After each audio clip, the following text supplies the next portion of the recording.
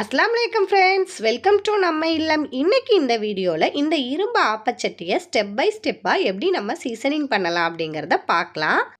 First இந்த இரும்பு ஆப்பச்சட்டி நான் வாங்கிட்டு வரும்போதே உள்ளேயும் வெளியேயும் ரெஸ்ட் தூள் மாதிரி நல்லாவே படிஞ்சிருந்துச்சு. நான் இந்த கடாயை வாங்கிட்டு வந்த உடனே ஏற்கனவே ஒரு டைம் சோப்பு போட்டு தேய்ச்சி வாஷ் பண்ணி வச்சுருந்தேன். ஆனால் பார்த்தீங்கன்னா மறுநாள் நான் இதை எடுத்து கையில் இது மாதிரி தொட்டு பார்க்கும்போது கழும்பு துரு வர ஆரம்பிச்சிருச்சு. அதனால நம்ம பாத்திரம் தேய்க்க யூஸ் பண்ணக்கூடிய சோப்போ லிக்யூடோ சேர்த்து செகண்ட் டைமாக இதை நல்லா தேய்ச்சி கழுவி எடுத்துடலாம். கம்ப்ளீட்டாக இந்த ஆப்பச்சட்டியில் உள்ள ரெஸ்ட் நம்ம கையில் படியாமல் இருக்கிற வரையும் நல்லா இதை தேய்ச்சி ஸ்க்ரப் பண்ணி க்ளீன் பண்ணி எடுத்துக்கலாம். நம்ம என்னதான் தேய்ச்சி க்ளீன் பண்ணாலும் இந்த இரும்பு பாத்திரத்துலலாம் சீசனிங் ஆகுற வரை துரு வந்துக்கிட்டே தான் இருக்கும். ஒரு சில இரும்பு பாத்திரம்லாம் 4-5 டைம் கூட தேய்ச்சி கழுவ வேண்டி இருக்கும். ஆனால் நான் இன்றைக்கி 2 டைம் தேய்ச்சி கழுவையிலே எனக்கு துருவெல்லாம் போய் நல்லாவே க்ளீன் ஆயிடுச்சு. நம்ம வீட்டில் சோறு வடித்து எடுத்து வச்சுருக்க இந்த வடிச்சந்தண்ணியை நம்ம கழுவி வச்சுருக்க இந்த இரும்பு ஆப்பச்சட்டி ஃபுல்லாகவே இது மாதிரி ஊற்றி வச்சிடலாம். முதல் நாள் நைட்டே இது மாதிரி ஊற்றி வச்சு நைட்டு ஃபுல்லாக இது மாதிரி இந்த ஆப்பச்சட்டியை நல்லா வடித்த தண்ணியில் ஊற வச்சிடணும். இது மாதிரி தொடர்ந்து நைட்டு சோறு வடித்த தண்ணியை ஊற்றி வச்சு ஊற வச்சிடலாம். காலையில் அந்த தண்ணியை ஊற்றிட்டு புது சோறு வடித்த தண்ணியை ஊற்றி ஒரு 4 நாட்கள் தொடர்ந்து இந்த இரும்பு ஆப்பச்சட்டியை இது மாதிரி சீசனிங் பண்ணி எடுத்துக்கலாம். இப்போ இந்த வடித்த தண்ணியை கீழே ஊற்றிட்டு ஆப்பச்சட்டி எப்படி இருக்குங்கிறத பார்க்கலாம். பாருங்கள், 4 நாளாக நான் வடித்த தண்ணி ஊற்றி வச்சுருந்தனால எனக்கு உள்பகுதியெலாம் நல்லாவே பழகி இருக்குது. வெளிப்பகுதியில் மட்டும் லைட்டாக துரு இருக்குது. அதனால் விம்ஜெல் கொஞ்சமாக சேர்த்து இந்த துருவெல்லாம் நல்லா தேய்ச்சி கழுவி எடுத்துக்கலாம். எந்த ஒரு இரும்பு பாத்திரமே நமக்கு ஒன் டைம்லேயே சீசனிங் ஆகாது. தேய்க்க இது மாதிரி துரு வந்துக்கிட்டே தான் இருக்கும். நம்ம நல்லா தேய்ச்சி கழுவி பழக்கி நல்லா எண்ணெய் தடவி வச்சாதான் நமக்கு நல்லா சீசனிங் ஆகும். இப்போ சுத்தமாக துரு போக தேய்ச்சி கழுவி இந்த இரும்பு ஆப்பச்சட்டியை கேஸ் ஸ்டவ்வில் வச்சு அடுப்பை ஆன் பண்ணிக்கலாம். ஒரு சொட்டு கூட தண்ணி இல்லாமல் நல்லா தொடச்சி விட்டுறலாம். சட்டி நல்லா சூடு வரட்டும். நம்ம வடித்த தண்ணி ஊற்றி சீசனிங் பண்ணியுமே லைட்டாக துரு இருக்க மாதிரி தான் இருக்குது. அது பழக சரியாயிடும். இப்போ இதில் ஒரு 2-3 ஸ்பூன் விளக்கெண்ணெய் சேர்த்துக்கலாம். எண்ணெய் நல்லா காஞ்சதுக்கப்புறமா இதில் ஒரு 2-3 பெரிய வெங்காயம் நறுக்கி சேர்த்துக்கலாம்.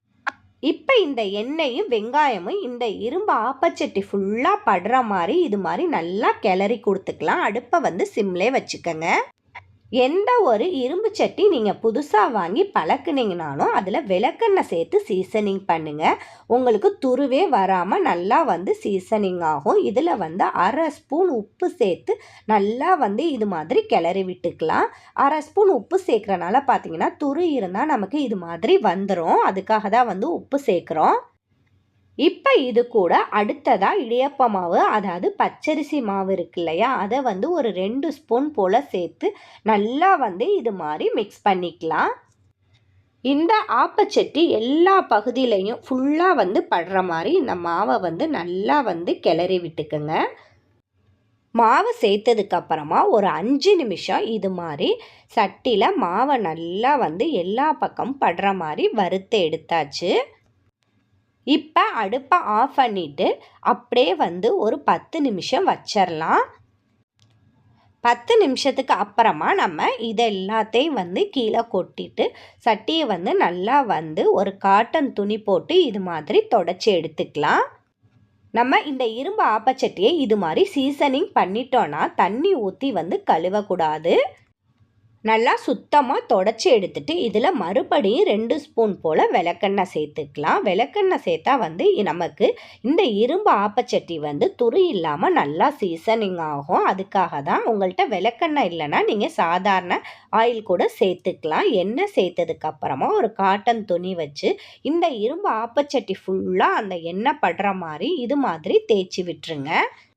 இது மாதிரி எண்ணெய் தடவி ஒரு 2-3 நாட்கள் வச்சிடலாம். எப்போவுமே நீங்கள் இரும்பு ஆப்பச்சட்டி சீசனிங் பண்ணினீங்கன்னா உள்பகுதி மட்டும் இல்லாமல் வெளிப்பகுதியிலையும் நிறைய எண்ணெய் தடவி வச்சுருங்க. புதுசுலே இது மாதிரி பழக்கிட்டிங்கன்னா வெளிப்பகுதியிலையும் உங்களுக்கு துரு வராமல் இருக்கும். பாருங்க, நான் தொடர்ந்து 2, 3 நாள் வந்து எண்ணெய் தடவி வச்சதுக்கப்புறமா, எனக்கு இந்த அளவுக்கு இந்த மாதிரி தான் வந்து எனக்கு ஆப்பச்சட்டி சீசனிங் ஆயிருக்கு. நமக்கு ஸ்டார்ட்டிங்கில் இந்த மாதிரி தான் இருக்கும். இரும்பு ஆப்பச்சட்டி நமக்கு பழகிடுச்சுன்னா சூப்பராக ஆப்பம் வரும். இப்போ இந்த ஆப்பச்சட்டியில் நமக்கு ஆப்பம் எப்படி வருது அப்படிங்கிறத சுட்டு பார்க்கலாம். ஆப்பச்சட்டியை அடுப்பில் வச்சுட்டு ஒரு சொட்டு வந்து எண்ணெய் சேர்த்து இது மாதிரி நல்லா வந்து தடவி விட்டுறலாம். இப்போ சட்டி நல்லாவே வந்து சூடு வந்துருச்சான்னு பார்த்துடலாம். நல்லா வந்து சூடு வந்துருச்சு. இப்போ ஆப்பம் ஊற்றிக்கலாம். மாவு ஊற்றுனதுக்கு அப்புறமா நம்ம ஆப்பச்சட்டியை எடுத்து கைகளால் வந்து நல்லா சுற்றி விட்டுறலாம். பாருங்க, நான் 2 கைகளால் எடுத்து சுற்றி விட்டுட்டு இப்போ வீடியோ எடுக்கிறேன். நமக்கு ஃபஸ்ட் டைமே ஓரளவு வந்து ஆப்பம் நல்லா ரவுண்டாக வந்திருக்கு. கொஞ்சமாக எண்ணெய் சேர்த்து மூடி போட்டு வேக விட்டுறலாம். பாருங்க, ஆப்பம் நல்லாவே வெந்து ரெடி ஆயிடுச்சு. இப்போ ஆப்பம் வந்து நம்ம எடுத்து பார்க்கலாம். நமக்கு ஃபஸ்ட் டைம்ங்கிறனால எடுக்க வருதான்னு. பரவாயில்ல, ரொம்ப ஈஸியாகவே வந்து எனக்கு எடுக்க வந்துருச்சு. நான் கூட ஃபஸ்ட் டைம்ங்கிறனால வராதுன்னு நினச்சேன். பாருங்க, ரொம்ப ரொம்ப சூப்பராக ஈஸியாக வந்து நம்ம இந்த இரும்பு ஆப்பச்சட்டியை சீசனிங் பண்ணியாச்சு. நமக்கு ஆப்பம் ரொம்ப ரொம்ப சூப்பராகவே வந்திருக்கு. ஃபர்ஸ்ட் டைம்ங்கிறனால இதை வந்து சாப்பிட வேணாம், அடுத்து ஊற்றி சாப்பிட்டுக்கலாம். இந்த வீடியோ உங்களுக்கு யூஸ்ஃபுல்லாக இருந்தால் வீடியோவை உங்கள் ஃப்ரெண்ட்ஸ் அண்ட் ரிலேஷனுக்கு ஷேர் பண்ணுங்கள், லைக் பண்ணுங்கள். நம்ம சேனலை